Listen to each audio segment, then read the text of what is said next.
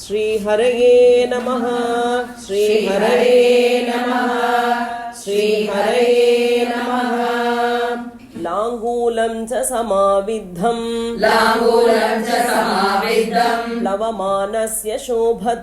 प्लवमानस्य शोभते लाङ्गूलं च समाविद्धं प्लवमानस्य शोभते अम्बरे वायुपुत्रस्य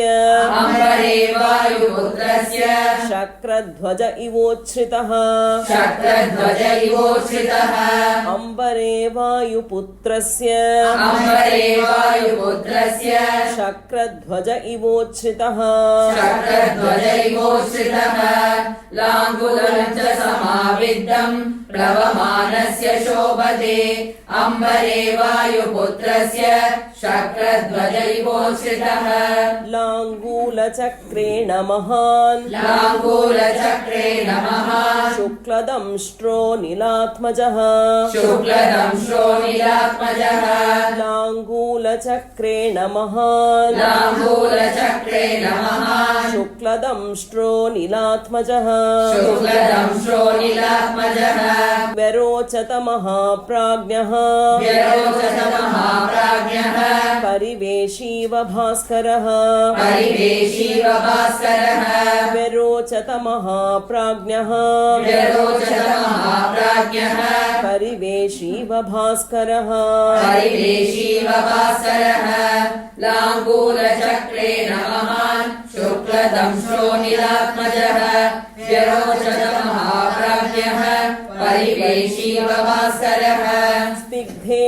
स्निग्धेशेनाभिताम्रेण रराजसमहाकपिः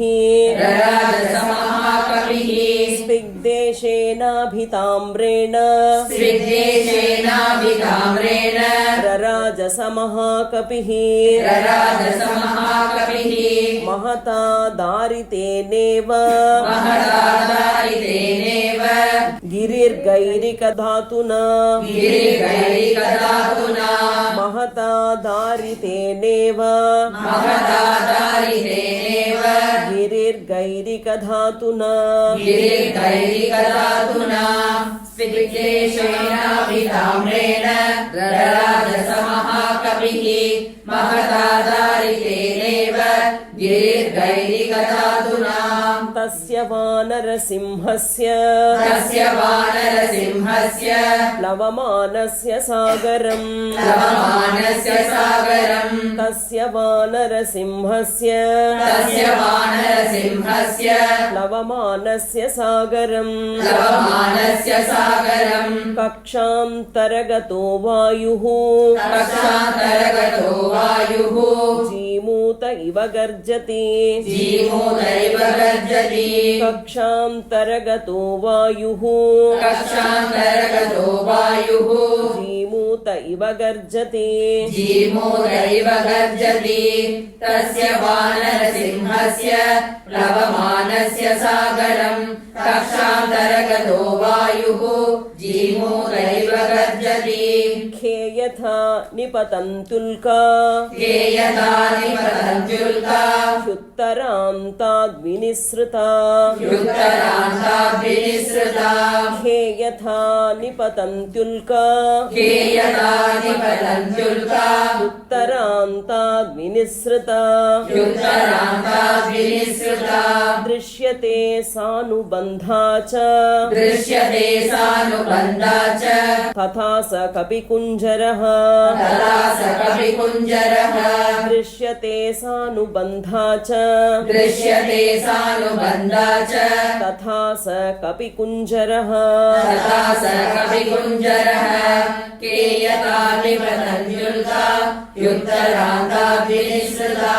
दृश्यते सानुबन्धा च तथा स कपिकुञ्जरः पतत्पतङ्गसङ्काशो पतत्पतङ्गसङ्काशो व्यायतः शुशुभे कपिः व्यायतः शुशुभे कपिः पतत्पतङ्गसङ्काशो पतत्पतङ्गसङ्काशो व्यायतः शुशुभे कपिः व्यायतः शुशुभे कपिः प्रवृद्ध इव मातङ्गः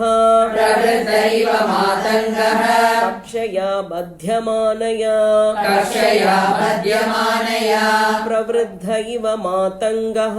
प्रवृत्त इव मातङ्गः कक्षया बध्यमानया कक्षया बध्यमानया पतत्पतङ्गसङ्काशो व्यायतः शुशुभे कपिः प्रवृत्त इव मातङ्गः कक्षया बध्यमानया उपरिष्टात् शरीरेण उपरिष्टा शरीरेण छायया चावगाढया छायया चावगाढया उपरिष्टात् शरीरेण उपरिष्टा शरीरेण छावया चावगाढया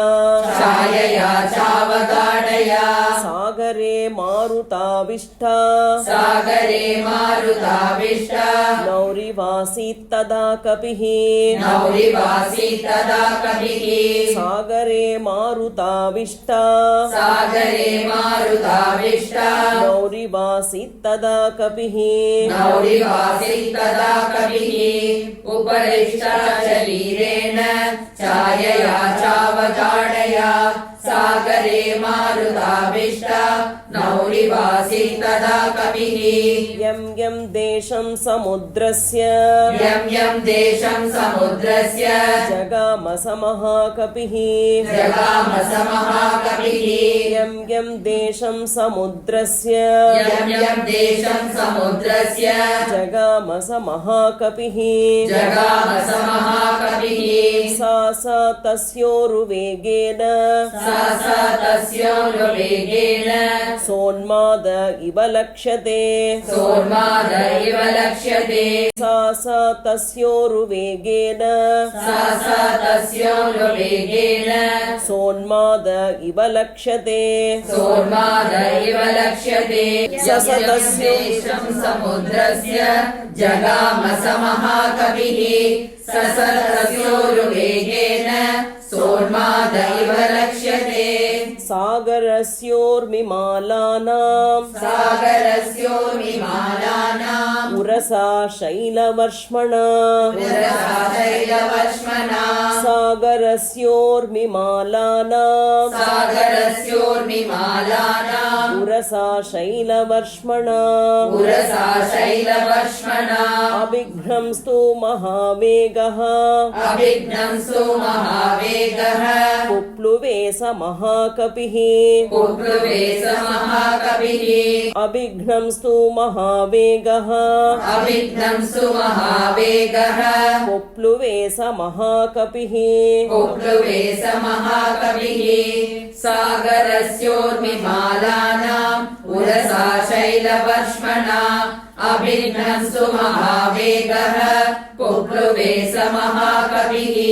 कपिवातश्च बलवान् कपिवातश्च बलवान् मेघवातश्च निःसृतः मेघवातश्च निःसृतः कपिवातश्च बलवान् कपिवातश्च बलवान् मेघवातश्च निःसृतः मेघवातश्च निःसृतः सागरं भीमनिर्घोषम् सागरं भीमनिर्घोषम् कम्पयामास तुर्भृशम् कम्पयामास दुर्भृशम् सागरं भीमनिर्घोषम् सागरं भीमनिर्घोषम् कम्पयामास तुर्भृशम् कम्पयामास दुर्भृशम् कपिवातश्च बलवान् मेघवातश्च निःसृतः सागरं भीमनिर्घोषम् कम्पयामास दुर्भृशम् विकर्षन् ऊर्मिजालानि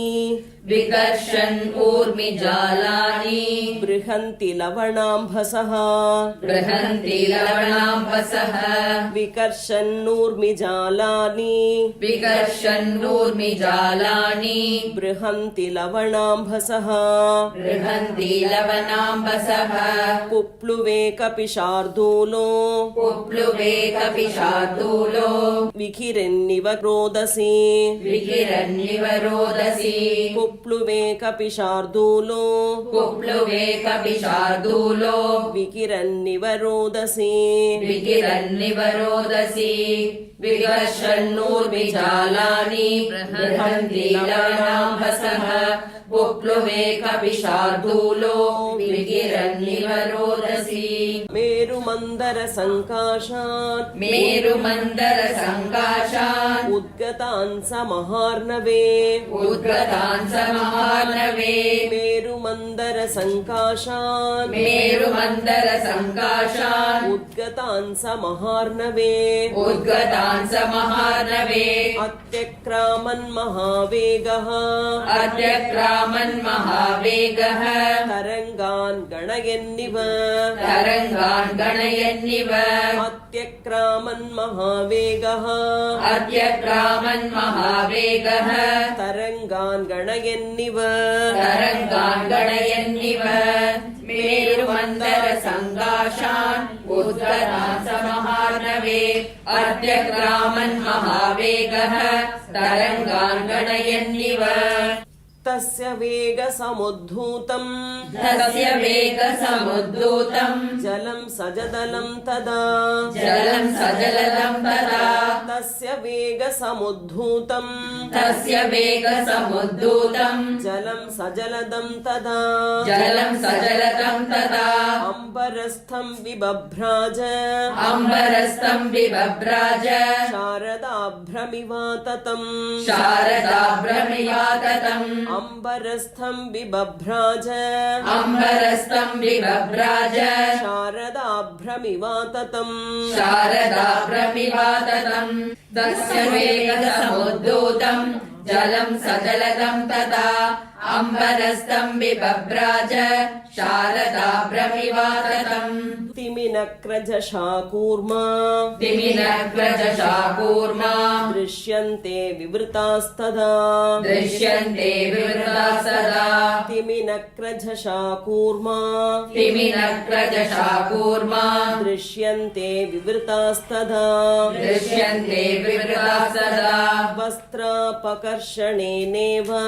वस्त्रापकर्षणेनैव शरीराणि शरीरिणाम् शरीराणि शरीरिणाम् वस्त्रापकर्षणेनेव वस्त्रापकर्षणेनैव शरीराणि शरीरिणाम् शरीराणि शरीरिणाम् तिमिनग्रजशाकूर्मा दृश्यन्ते विवृता सदा वस्त्रापकर्षणेनैव शरीराणि शरीरिणाम् प्लवमानं समीक्ष्याथ प्लवमानं समीक्ष्यात भुजङ्गा सागरालयाः भुजङ्गा सागरालयाः प्लवमानं समीक्ष्याथ प्लवमानं समीक्ष्यात भुजङ्गा सागरालयाः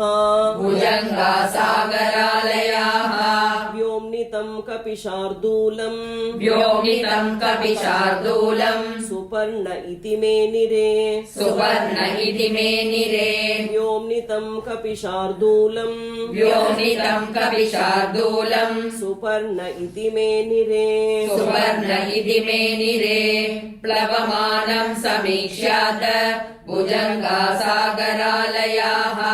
व्योम्नितं कपिशार्दूलम् सुपर्ण इति मे निरे दशयोजन विस्तीर्णा दशयोजन विस्तीर्णा 30 योजनमायता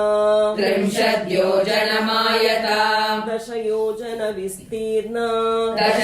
दशयोजनविस्तीर्णा त्रिंशद्योजनमायता 30 योजनमायता छाया वानरसिंहस्य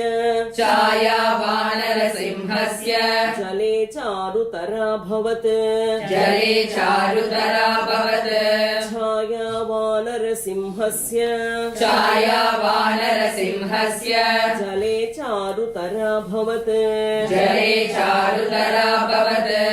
10 योजनविस्तीर्णा 30 योजनमायता छाया वानरसिंहस्य जले चारुतराभवत् श्वेताभ्रघनराजीव श्वेताभ्रघनराजीव वायुपुत्रानुगामिनी वायुपुत्रानुगामिनी श्वेताभ्रघनराजीव श्वेताभ्रघनराजीव वायुपुत्रानुगामिनी वायुपुत्रानुगामिनी तस्य सा शुशुभे छाया तस्य सा शुशुभे छाया वितता लवणाम्भसि विदता लवणाम्बसि तस्य सा शुशुभे छाया तस्य सा शुशुभे छाया वितता लवणाम्भसि विदता लवणाम्बसि श्वेताभ्रघनराजीव वायुपुत्रानुगामिनी तस्य सा शुशुभे छाया विदता लवणाम्बसि शुशुभे स महातेजा शुशुभे स महातेजा महाकायो महाकपिः महाकायो महाकविः शुशुभे स महातेजा शुशुभे स महातेजा महाकायो महाकपिः महाकायो महाकविः वायुमार्गे निरालम्बे वायुमार्गे निरालम्बे पक्षवानिव पर्वतः पक्षवानिव पर्वतः वायुमार्गे निरालम्बे वायुमार्गे निरालम्बे पक्षवानिव पर्वतः पक्षवानिव पर्वतः शुशुभे स महातेजा महाकायो महाकपिः वायुमार्गे निरालम्बे पक्षवानिव पर्वतः येनासौ याति बलवान् येनासौ याति बलवान् वेगेन कपिकुञ्जरः वेगेन कविकुञ्जरः येनासौ याति बलवान् येनासौ याति बलवान् वेगेन कपिकुञ्जरः वेगेन कविकुञ्जरः तेन मार्गेण सहसा तेन मार्गेण सहसा द्रोणीकृत इवार्णवः द्रोणीकृत इवार्णवः तेन मार्गेण सहसा तेन मार्गेण सहसा द्रोणीकृत इवार्णवः द्रोणीकृत इवार्णवः येनासौ याति बलवान् वेगेन कविकुञ्जरः तेन मार्गेण सहसा द्रोणीकृत इवार्णवः आपाते पक्षिसङ्घानाम् आपाते पक्षिसङ्गानाम् पक्षिराज इवा बभौ पक्षिराज इवा प्रभौ आपाते पक्षिसङ्घानाम् आपाते पक्षिसङ्गानाम् पक्षिराज इवा बभौ पक्षिराज इवा बभौ हनुमान् मेघजालानि हनुमान् मेघजालानि प्रकर्षन् मारुतो यथा प्रकर्षन् मारुतो यथा हनुमान् मेघजालानि हनुमान् मेघजालानि प्रकर्षन् मारुतो यथा प्रकर्षन् मारुतो यथा आपाते पक्षिसङ्गानाम् पक्षिराज इवा बभौ हनुमान् मेघजालानि प्रकर्षन् मारुतो यथा प्रविशन्नभ्रजालानि प्रविशन्नभ्रजालानि निष्पतंश्च पुनः पुनः निष्पतंश्च पुनः पुनः प्रविशन्नभ्रजालानि प्रविशन्नभ्रजालानि निष्पतंश्च पुनः पुनः निष्पतंश्च पुनः पुनः प्रच्छन्नश्च प्रकाशश्च प्रच्छन्नश्च प्रकाशश्च चन्द्रमा इव लक्ष्यते चन्द्रमा इव लक्ष्यते प्रच्छन्नश्च प्रकाशश्च प्रच्छन्नश्च प्रकाशश्च चन्द्रमा इव लक्ष्यते चन्द्रमा इव लक्ष्यते प्रविशन्नभ्रजालानि निष्पतंश्च पुनः पुनः प्रच्छन्नश्च प्रकाशश्च चन्द्रमा इव लक्ष्यते पाण्डरारुणवर्णानि पाण्डरारुणवर्णानि नीलमाञ्जिष्टकानि च नीलमाञ्जिष्टकानि च पाण्डरारुणवर्णानि पाण्डरारुणवर्णानि नीलमाञ्जिष्टकानि च नीलमाञ्जिष्टकानि च कपिना कृष्यमाणानि कविना कृष्यमाणानि महाभ्राणि चकाशिरे महाभ्राणि चकाशिरे कपिना कृष्यमाणानि कविना कृष्यमाणानि महाभ्राणि चकाशिरे महाभ्राणि चकाशिरे पाण्डरारुणवर्णानि नीलमाञ्जिष्टकानि च कविना कृष्यमाणानि महाभ्राणि चकाशिरे प्लवमानं तु तं दृष्ट्वा प्लवमानं तु तं दृष्ट्वा प्लवगं त्वरितं तदा प्लवगं तदा प्लवमानं तु तं दृष्ट्वा प्लवमानं तु तं दृष्ट्वा प्लवगं त्वरितं तदा प्लवगं त्वरितं तदा ववृषु पुष्पवर्षाणि ववृषु पुष्पवर्षाणि देवगन्धर्वचारणाः देवगन्धर्वचारणाः ववृषु पुष्पवर्षाणि ववृषु पुष्पवर्षाणि देवगन्धर्वचारणाः देवगन्धर्वचारणाः प्लवमानं तु तं दृष्ट्वा प्लवगं त्वरितं तदा ववृषु पुष्पवर्षाणि देवगन्धर्वचारणाः ततापनहितं सूर्यः ततापनहितं सूर्यः प्लवन्तं वानरेश्वरम् प्लवन्तं वानरेश्वरम् ततापनहितं सूर्यः ततापनहितं सूर्यः प्लवन्तं वानरेश्वरम् प्लवन्तं वानरेश्वरम् सिषेवे च तदा वायु शिशेवे च तदा वायु रामकार्यार्थसिद्धये रामकार्यार्थसिद्धये सिषेवे च तदा वायु शिशेवे च तदा वायु रामकार्यार्थसिद्धये रामकार्यार्थसिद्धये ततापनहितं सूर्यः प्लवन्तं वानरेश्वरम् शिशेवे च तदा वायु रामकार्यार्थसिद्धये ऋषयस्तुष्टुवुश्चैनम् ऋषयस्तुष्टुवुश्चैनम् प्लवमानं विहाय सा प्लवमानं विहाय सा ऋषयस्तुष्टुवुश्चैनम् ऋषयस्तुष्टुवुश्चैनम् प्लवमानं विहाय सा प्लवमानं विहाय सा जगुश्च देवगन्धर्वाः जगुश्च देवगन्धर्वाः प्रशंसन्तो महौजसम् प्रशंसन्तो महौजसम् जगृश्चुद्देवगन्धर्वाः जगुश्च देवगन्धर्वाः प्रशंसन्तो महौजसम् प्रशंसन्तो महौजसम् ऋषयस्तुष्टुवुश्चैनम् प्लवमानं विहाय सा जगुश्च देवगन्धर्वाः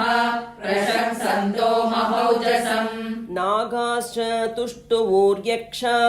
नागाश्च तुष्टुवुर्यक्षा रक्षांसि विबुधा खगाः रक्षांसि विबुधा खगाः नागाश्च तुष्टुवोर्यक्षा नागाश्च तुष्टुवुर्यक्षा रक्षांसि विबुधा खगाः रक्षांसि विबुधा खगाः प्रेक्ष्याकाशे कपिवरम् प्रेक्ष्याकाशे कविवरम् सहसा विगतक्लमम् सहसा विगतक्लमम् प्रेक्ष्याकाशे कपिवरम् प्रेक्ष्याकाशे कविवरम् सहसा विगतक्लमम् सहसा विगतक्लमम् नागाश्च तुष्टुवुर्यक्षा रक्षांसि विबुधा खगाः प्रेक्ष्याकाशे कविवरम् सहसा विगतक्लमम् तस्मिन् प्लवगशार्दूले तस्मिन् प्लवगशार्दूले प्लवमाने हनूमति प्लवमाने हनुमति तस्मिन् प्लवगशार्दूले तस्मिन् प्लवगशार्दूले प्लवमाने हनूमति प्लवमाने हनुमति इक्ष्वाकुकुलमानार्थी इक्ष्वाकुकुलमानाति चिन्तयामास सागरः चिन्तयामास सागरः इक्ष्वाकुकुलमानार्थी इक्ष्वाकुकुलमानाति चिन्तयामास सागरः चिन्तयामास सागरः तस्मिन् प्लवगशार्दूले प्लवमाने हनुमति इक्ष्वाकुकुलमानाति चिन्तयामास सागरः साहाय्यं वानरेन्द्रस्य साहाय्यं वानरेन्द्रस्य यदि नाहं हनूमतः यदि नाहं हनुमतः साहाय्यं वानरेन्द्रस्य साहाय्यं वानरेन्द्रस्य यदि नाहं हनूमतः यदि नाहं हनुमतः